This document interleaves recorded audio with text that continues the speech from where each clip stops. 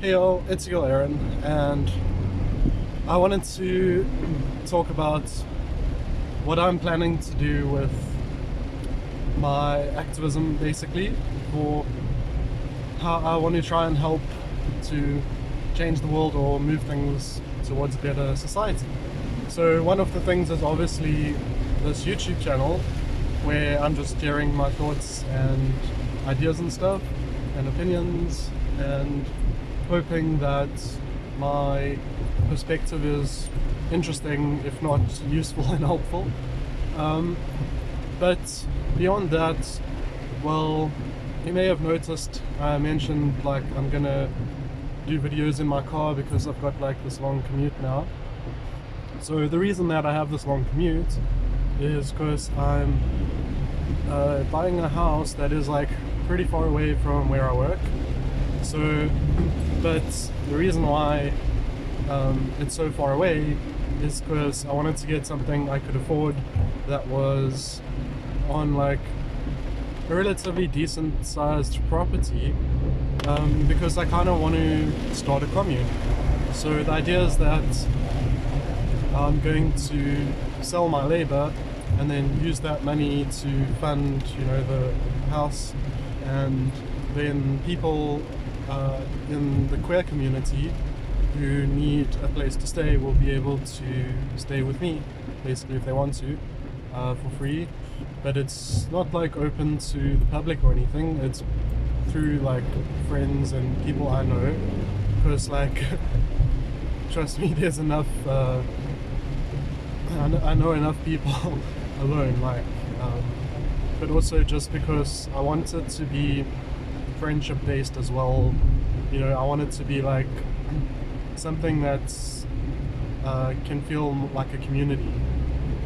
And so yeah, at the moment it's just me and my boyfriend staying there. We don't have anyone else confirmed to move in yet, but we have some friends who might be interested. Otherwise, what we're just going to do is just keep it available for when opportunity arises, because when it comes to like queer people, you never know like when maybe like someone comes out and their families like kicks them out, or like they get found out or whatever. And also like especially for people who are like not neurotypical, whether it's like PTSD or ADHD or autistic or any sort of kind of mental illness or whatever. Those are the kinds of people that also find it quite difficult to hold down like the job and stuff. And so I wanted to, be able to give them a way to work on like maybe their creative arts and stuff, or whatever it is, like maybe even just learning, like just to educate, try and learn a skill or whatever, and like try to basically we want to see if we can do this thing I've been talking about, like the non-money free cooperation and stuff. So the idea is that if people have a skill or whatever, they can contribute it to the other people there for free, and we can help each other out and see how it goes. And yeah, so that's that. Then there's also the book that I'm writing. So the book I'm writing is going to be like one of the reasons why it's taken so long for me to even start is because I am trying to make it almost like a case study of my theory, my ideology, my philosophy, my worldview, whatever it is you want to call it. I wanted to demonstrate in like a story format the kinds of sort of starting socialism, like the beginnings of socialism in a completely isolated almost context. Not really isolated, but like the space colony is where it takes place. So that's a way of using the plot of the story to provide a buffer and a separation from all the, like, if you tried to do it on Earth, people would always be like, well, you know, XYZ is just gonna come like invade your country, whereas like when it's a space colony, invading is a much different story, and we'll see how it goes when they actually do try to invade, because they're still gonna try in my book. I mean, they're capitalists. How they want you to have free stuff without money and that, but yeah. So, but the idea for my book is that I'm going to make it available for free, and I also want to try and write an app that can narrate it, and or people can read it on the app and stuff. So, and I'm almost like I'm creating this fictional universe, so a lot of the cool stuff is only going to be in book 2, but in this like fictional universe I'm creating, there's going to be like all the cyberpunk vibes, this like futuristic technology, and then what I want to do is create like computer games, and even like card game, like a Magic style card game, and also an alternative like role-playing system, so it's similar to Dungeons and Dragons but with slightly different rules that hopefully will be pretty cool. And those are all going to take place, even like things like a graphic novel, things like a TV show, but probably on the internet, not on TV, but even like a movie, like all of those things I eventually want to do that are going to be set in this fictional universe I'm creating. Because basically what I realized was that there's not a lot of like people doing like epic story lore content that's also like going to be free and open source. So you can look at things like Harry Potter, Lord of the Rings, Star Wars, Marvel, DC, all these fan bases or these like universes have so much depth to them, but they're all in the hands of capitalists. They're all properties all owned by capitalists, and everything that's made from them is made for money. So what I want to do is have more like an free and open source vibe, where all the games I'm doing, shows, movies, books, everything, card game, it's all going to be free. Okay, if you want to play like with a physical card game, you might have to print those out yourself or whatever, but you know, you're gonna be able to download the files and whatever. Everything I do is going to be free, and basically I'm trying to invest in my own intellectual property. So I'm like, well, what if I want my fictional universe to have as much depth as some of these others, then I can build on it, you know, over like the whole course of my life. But it doesn't only have to be through books. I can also do it through all these other interesting storytelling mechanisms. And so yeah, that's pretty like a pretty big part of my activism, because what I see as the number one problem or obstacle from achieving a socialist society is really just that people can't imagine how it would work. And so one of the reasons why not is because they haven't seen it working, you know, like, and I'm not, when I say socialism, I don't mean democratic socialism, I don't mean like capitalism with the conscious, or capitalism like with regulations or welfare. I don't mean state capitalism, I don't mean the USSR. I'm talking about where you have zero money and you don't have a government. It's completely decentralized, anarchist, libertarian vibes, like no capitalism, no state, but very orderly, but orderly because you've collectivized and unionized your society, not because you are forcing people to obey laws and setting up all these mechanisms for how to manage that. But yeah, so I don't think people can imagine that kind of society, the one without money, where there's no government or whatever, and it actually still works and it's actually awesome. I can imagine it. So if I can imagine it, then why not help others imagine it? And if I can try and put it into practice in my own real life and somehow, then that's another way that can help to show people.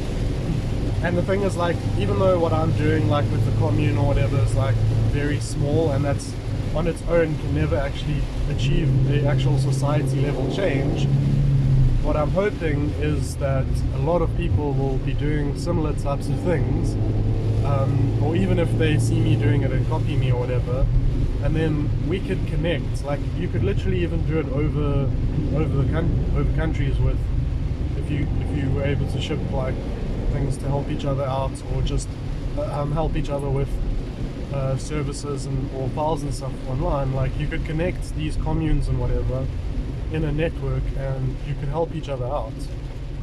And the more you help each other and the bigger they individually get, the stronger this new economy gets. And then, you know, if you can grow it big enough, it eventually becomes something that does actually have significance, because then it can get to a scale where it's undeniably successful, basically, as a model. And then when that happens and you've almost like done your prototype, your case trial, your case to the public of doing it on society, on like a global scale, gets way stronger. And so it's almost like a two-pronged approach of the practical, like physically trying to do it as much as I can, and the imagination side, to use creativity, art, media and stuff to help people to imagine it in a fictional setting as well. I think a fictional setting is cool because it's almost like a metaphor, and you can like apply it to your own context. But the physical, putting it into practice, is invaluable, because without that, you know, you're not going to get sort of mass adoption. You know, if it's just an idea, you're still going to need everyone's going to wait for some people to try it and see if it works. And so I encourage you to be one of the people trying it, like I'm going to be. And so, yeah, I mean, these types of communes, you can if you get enough people and, you know, you've got a mix of skills, you can have things like game development or software development studio. You could have a journalism outlet. You could have people like making news content for the media or for articles, reporting on stuff in your area. You could have creative art stuff. You could have woodworking, like pottery, glassworks. Like, you could get 3D printers. There's like so much stuff you could do that makes you productive. And when you help each other out and you combine these capabilities and stuff, then you know, you can really start to try and do stuff that you wouldn't have been able to do before. And also, if people in the commune are, you know, it's supposed to be like a union, like a teamwork vibe. It's not supposed to be like randos living their own lives but in the same place. It's like, no, we are doing this as a community, as one effort project together. So if there are other people who have jobs, then they can be selling their labor and contributing their funds to your commune. So even if you have a few friends and you can, and you know, if you have a few friends with jobs, you could pay off like your mortgage, or be able to get a mortgage, or pay it off like way quicker than if you were on your own. And so this really, like, it's really just trying to get this collectivization thing going. Like, if you look at capitalists, like they'll buy a house and then they'll like use Airbnb or like subdivision, or like they'll rent it out, and they're trying to make a profit off of that. But I think we can do something like just as like innovative, where we, on the socialist scale, are being like, no, I'm going to keep building on and subdividing whatever my house, so that more and more people can stay there, so that you're sharing the burden of, like, you know, the cost of property, or like the rent. They don't have to pay rent anymore. You can share the burden of like cooking, cleaning, and you can start gardening and stuff. farming in your garden, like, so you're not going to, I mean, if you can get self-sustaining, great, but like that's probably not really going to be, you're going to probably need some people to stay selling their labor to contribute. But I personally think that we need to actually be doing active stuff like that, not just like thinking about things via politicians or waiting for a revolution or whatever. Like, no, like I wish tomorrow we could have these ideas go viral and the whole world is just like, I'm done with capitalism and authoritarianism in the States, let's change things. But you know, it's hope for the best but plan for the worst. Like, what if it doesn't catch on, and what if you individually, you watching this or hearing this, what if you are one of the people that needs to be the spark that's going to ignite the flame, you know? So if you do find yourself with that ability to sell your labor, you can actually put it to a lot of good use. And although I would really like to be a full-time creative, I think being able to do this kind of activism is way more important to me than just trying to like go down to like a minimal living cost and then try and get all my income off of creative stuff, because then I wouldn't be able to have, you know, enough money to allow others to stay for free and stuff, and I can still do my creative stuff after hours. I'm not going to be as good at it because it's not enough time, but yeah, eventually maybe one day I will get supporters and I will be able to quit my job and do creative stuff full time and be like on the premise of the commune and helping out full time. But for now, it's not needed. Because, I mean, you know, I'm gonna have to be working for a few years still, and I'm not gonna ever be able to, I don't think I'll be able to get supporters to cover my costs anytime soon. Like, I had a Patreon and then I closed it just because like people weren't really digging what I was doing, I guess, because a bunch of people like were quitting and stuff, and I had like a couple people left, but I was just like, I'm gonna take the pressure off myself, because like I'll wait for maybe when people start telling me to like start a Patreon again or something, I'll start one. But for now, I'm really happy to just sell my labor, because, you know, I have managed to learn some skills and stuff that makes my labor a little bit more valuable than, like, say, minimum wage would be. Although I think my wage is like minimum wage in the USA. But anyway, it's not bad here because, like, obviously our economy is way weaker. But yeah, so that's, I guess, my activism. I also would like to try and get involved in the community at large. Like, you know, maybe one day if all of these plans I've talked about happen and they work, and it's like 20-30 years down the line, then I might start looking at some kind of political organization or something to try and actually push these ideas out on the ground, like in my country and stuff. But like, I need to basically have, like, prove myself and prove the model and stuff first. And so yeah, that's my activism, and so I'm really happy to be integrated into society.